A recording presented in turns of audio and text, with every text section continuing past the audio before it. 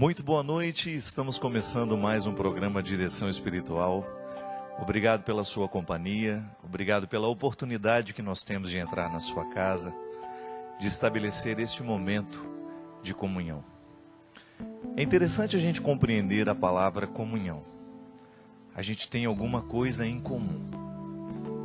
Comungar é a gente receber um pouco do outro em nós, e quando o outro entra em nós, de alguma maneira, nós também entramos na vida do outro.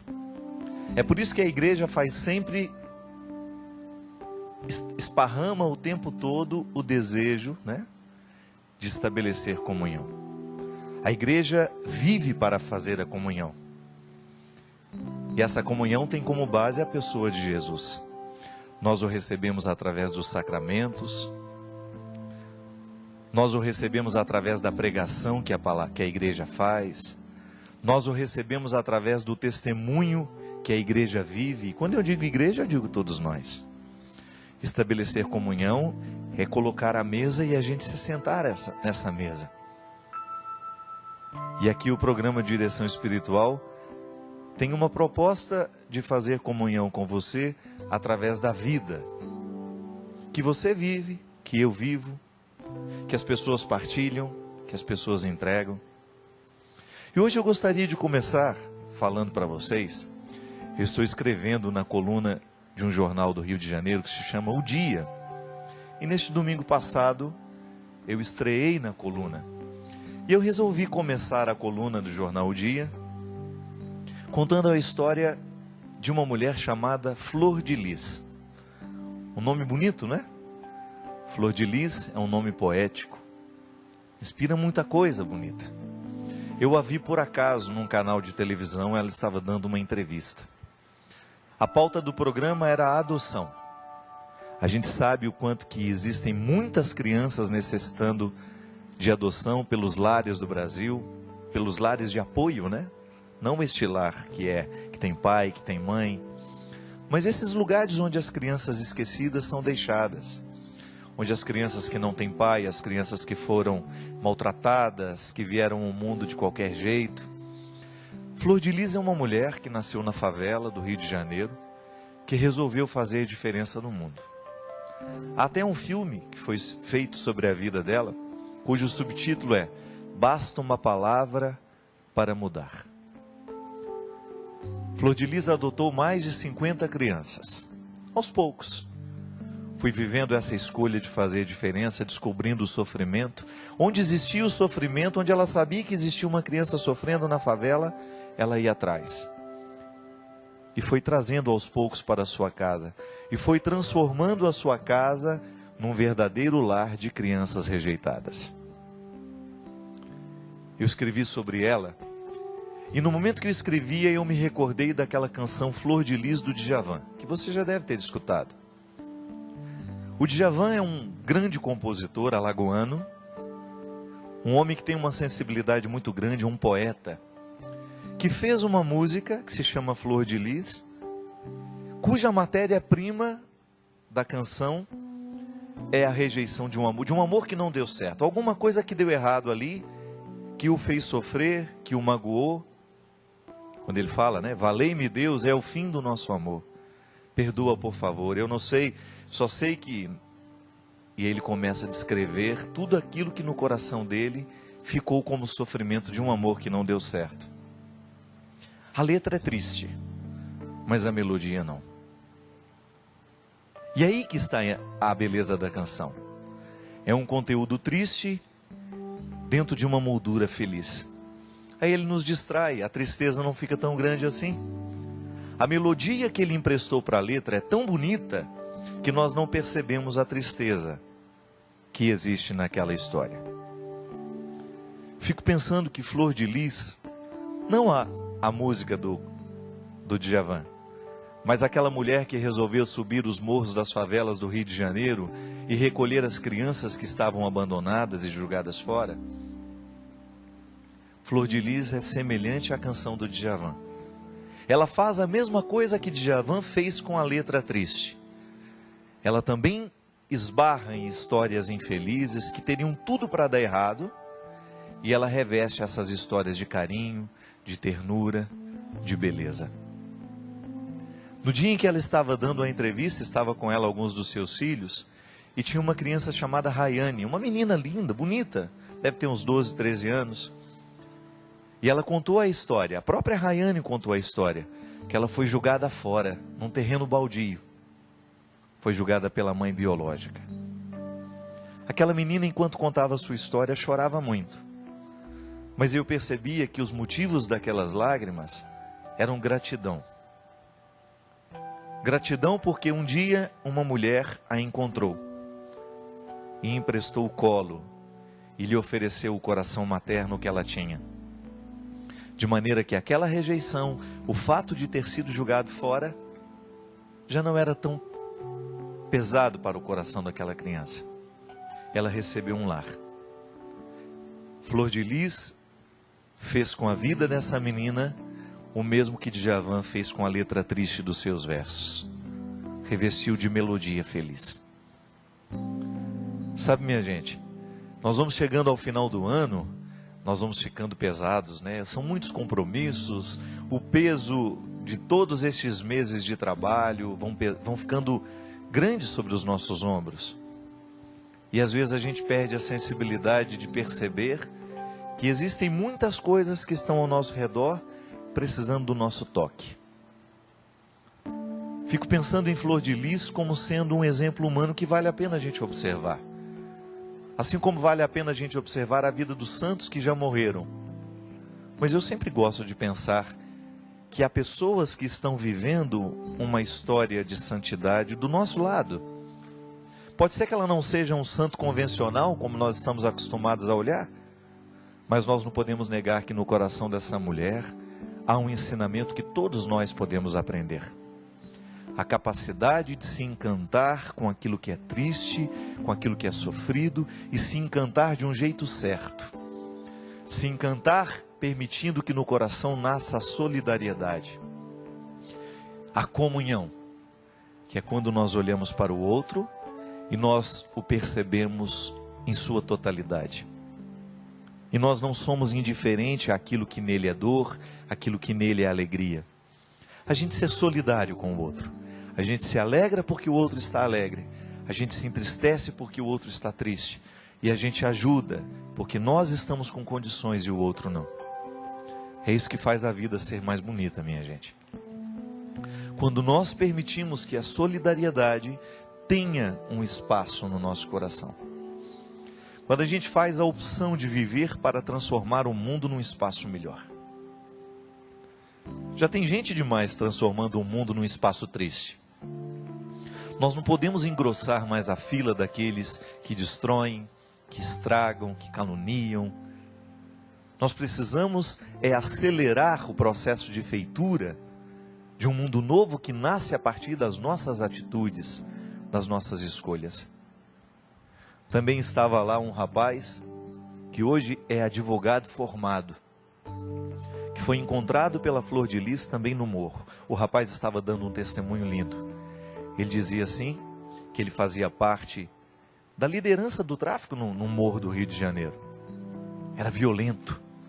Quando Flor de Lis subiu o morro, num daqueles momentos em que ela estava indo para realizar a sua missão, ela encontrou esse moço, esse menino lá.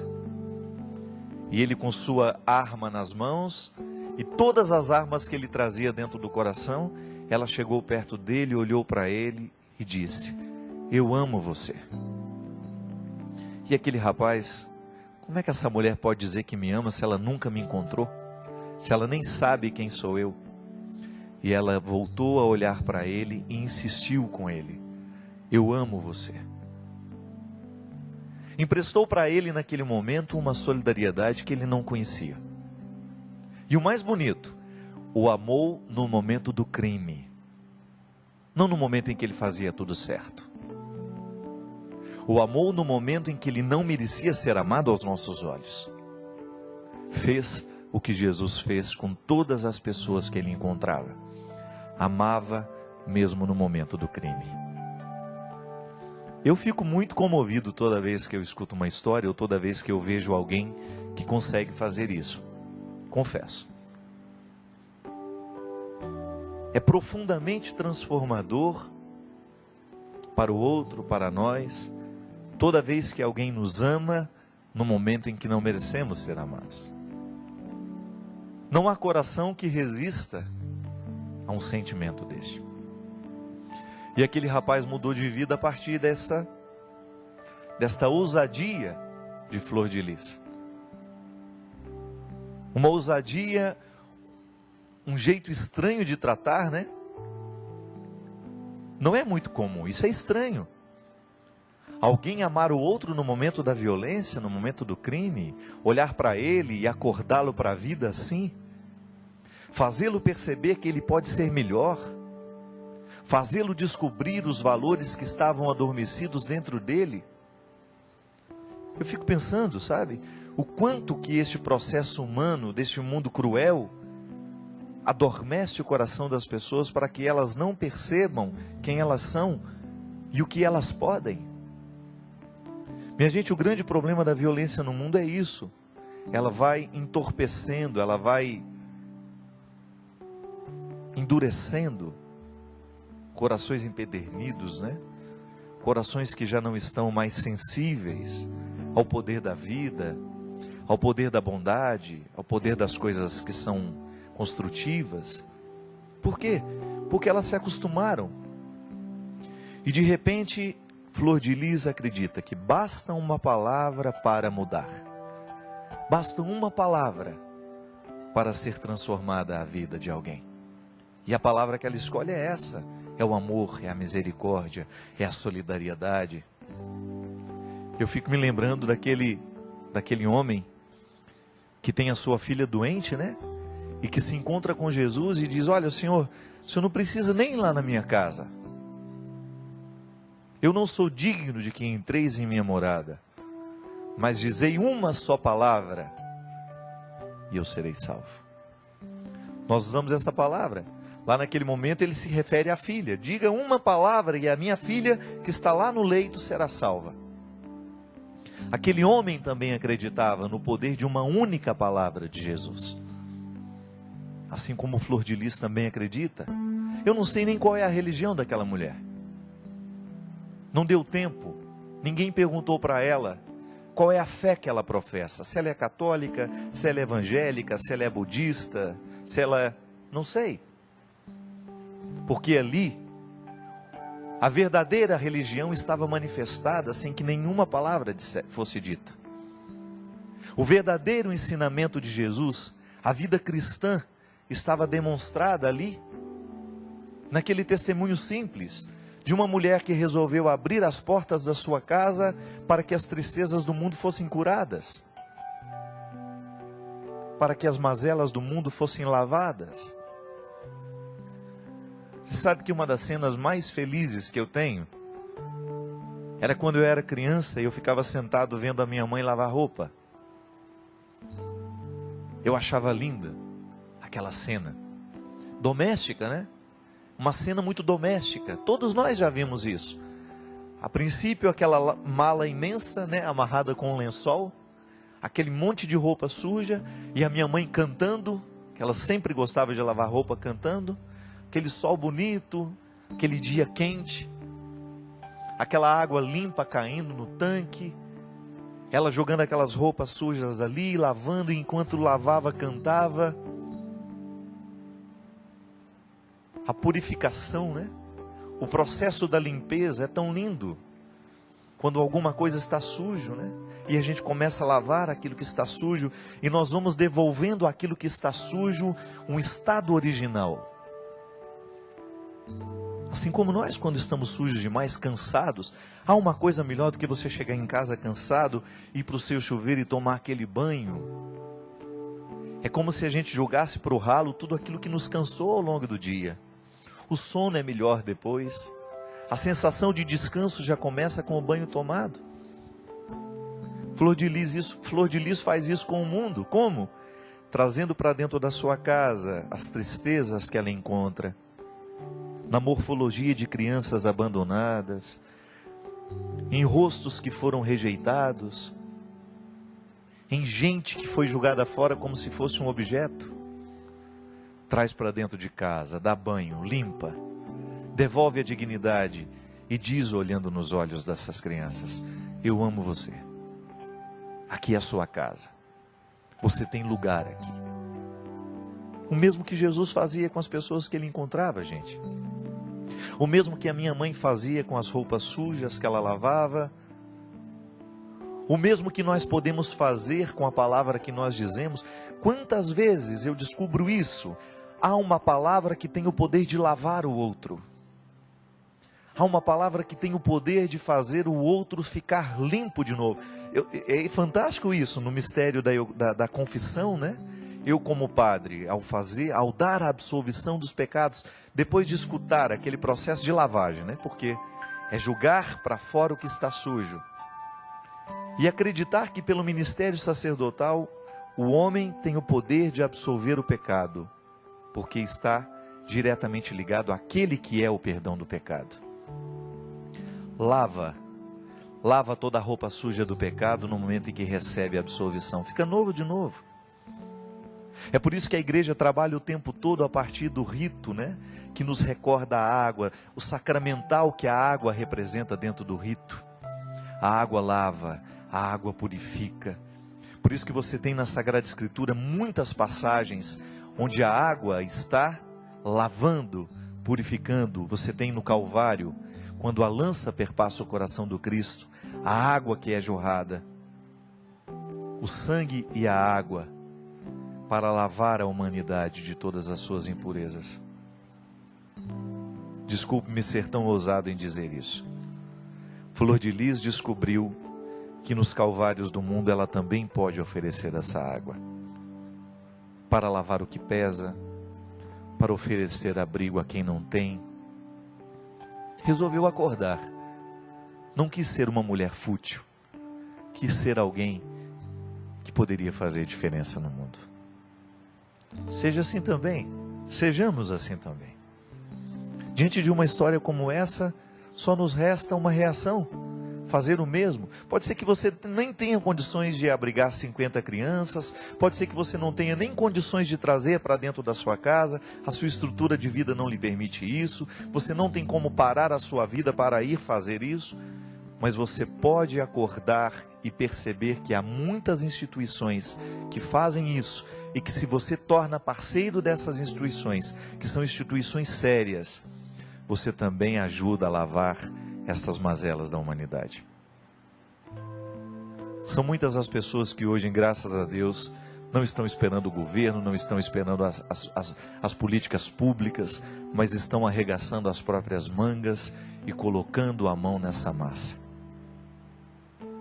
Vamos fazer o mesmo. Final de ano é época que o nosso coração pode ficar mais duro, mas pode também ficar mais sensível, para a gente perceber aquilo que está do nosso lado e que nós podemos ajudar. E aproveitar a oportunidade para lavar também as nossas mazelas, aquilo que está pesando sobre nós. Vai dormir mais limpo, não só no corpo, mas também na sua alma, na sua cabeça. Permita que essa água purifique os seus pesos. Permita que Jesus entre na sua vida para fazer isso. Purificá-lo, transformá-lo, libertá-lo.